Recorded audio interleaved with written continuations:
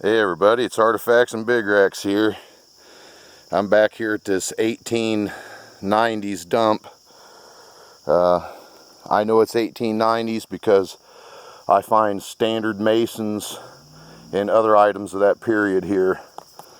But you see here, you can see though they got it hot. A lot of stuff's melted. But I dug up another crock today. It's in pieces, but I put it together and it's all there. I'm gonna glue this one together, and it's blue lettered. It's got number 5 on it. It's almost like Providence, because that was my playing number all the way up through my life. It was either number 45 or 5, and trust me, I hit a lot of home runs wearing the number 5. And well, Johnny Bench was my childhood idol, just like a lot of young baseball player. But hey, an embossed milk, a good one, it says Davis Dairy, and it's embossed all along the top of it. It says bottle of milk, a better bottle of milk is what it says. But let me see, it says where it's from too.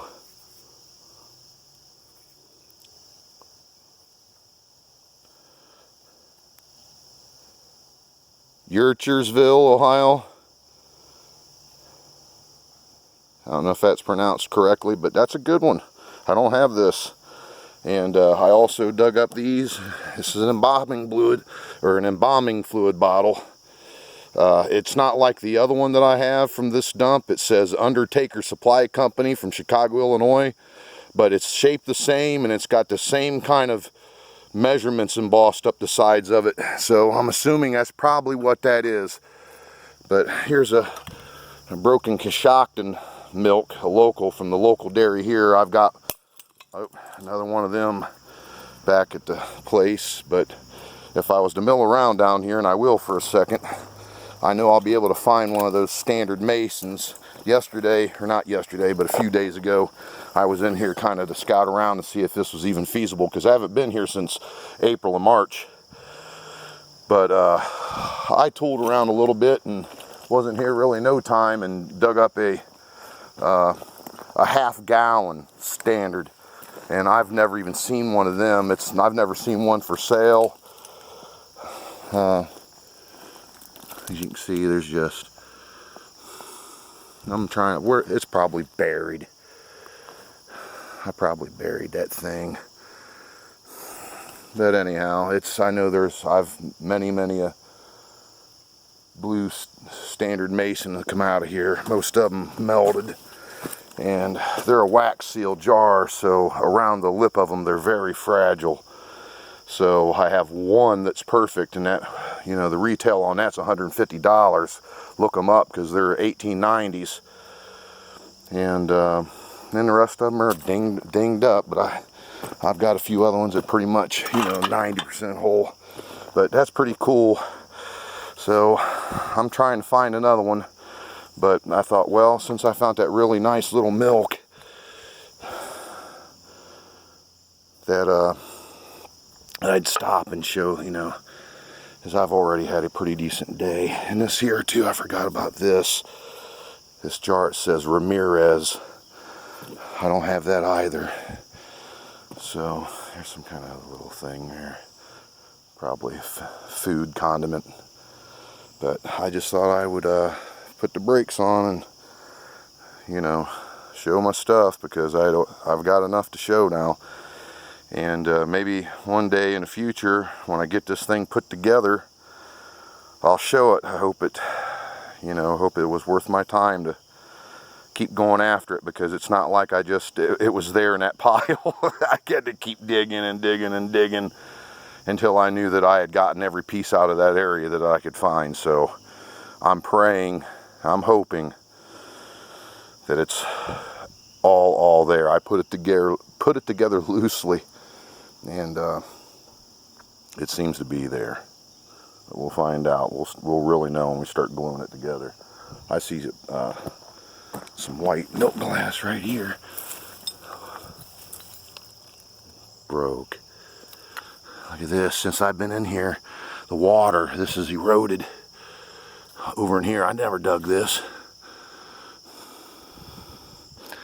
Yep, and when I came into here, I found a broken cork. It was chipped pretty heavy, laying over there.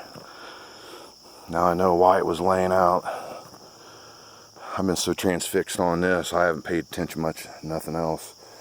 As you can see, you can go all the way down through here, and this whole thing, this whole hillside that hasn't been touched for probably more than 100 yards is nothing but dump. Nothing but dump. And I barely got in here, and I hit it hard, but we're talking about an area, you know, 20 feet by 20 feet maybe. I mean, you can see it. I'm just, you know, I was down in there, and I just came up into here and just thought I'd give it a try. I didn't want to get into here, and there's a tree here. I didn't want to dig them roots out and have the tree come down, so I thought, well, if I dig up above that tree and bring the stuff down on this first and provide some weight to this root system, then I can go back down in here and hit that much older layer, because this layer here is like 1920s to 40s is what I've been finding pretty consistent in here, you know. And as you can see, this is what kind of stuff. But down in here, I'm telling you, you know, it's much older. You know, I started all the way down into there and at the very bottom of that pit, and you know, the oldest Coke bottle I've got in my collection, it's something between 1901 and 1922, come from down into there. But well, I just thought I'd show all this stuff, everybody, so I'm going to get back at it. I just want to share this, so hope everybody's doing well. And for those that are first-time watchers, hey, please subscribe. I'm constantly at it. I like to do this stuff, and hey, deer season's just around the corner. I'm going to kill a big monster buck this year, that's for certain. I didn't even harvest one yet last year. I waited the whole year out to try to kill a Boone and Crockett. It didn't happen.